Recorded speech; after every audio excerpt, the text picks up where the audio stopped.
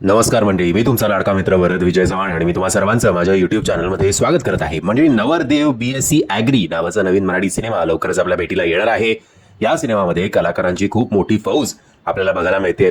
शेतकरी म्हणजे एक गावातलं हुशार पोरग जे मेडिकल इंजिनिअरिंगला न जाता शेतीचा अभ्यास करतो आणि शेतीचा अभ्यास केल्यानंतर शेतीत वेगवेगळे प्रयोग करतो.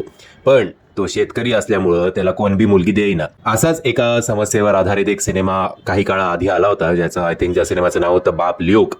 सो ती बापा आणि मुलाची कथा होती आणि त्याच्यात पण असंच होतं की हा मुलगा शेतकरी असल्यामुळे मुलगी कोण देत नाही बाबा. इकडे सुद्धा काही ना काही त्याच स्वरूपात आपल्याला बघायला मिळणार आहे.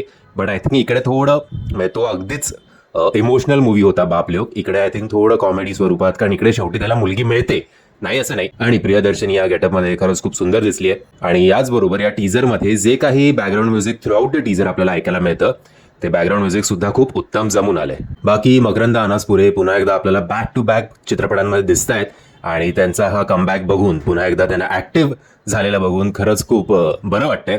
आणि मकरंद अनासपुरेंचा हा गेटअप आणि शशांक शेंडेंचा बापलोक मधला गेटअप सुद्धा सेम वाटतोय. म्हणजे हे दोन्ही चित्रपट वेगवेगळे आहेत. बघूया आता या शेतकऱ्याचा हा प्रयोग, म्हणजे प्रेमाचा प्रयोग, यशस्वी होणार की नाही आणि प्रेमाचं पीक चांगलं येणार की नाही ते.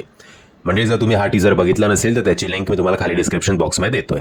आता तरी असं काही मारधाड किंवा ऍक्शन किंवा गावातलं राजकारण असा हा सिनेमा न वाटता एक चांगली लव्ह स्टोरी आपल्या भेटीला येणार आहे, असं तरी या सिनेमाच्या टीझरवरनं आता वाटतंय. म्हणजे तुम्हाला हा टीझर कसा वाटलाय कमेंटच्या माध्यमातून कळवा. आणि जर तुम्हाला हा व्हिडिओ आवडला असेल तर प्लीज या व्हिडिओला लाईक, शेअर आणि चॅनलला सबस्क्राईब करायला विसरू नका. जय हिंद, जय महाराष्ट्र.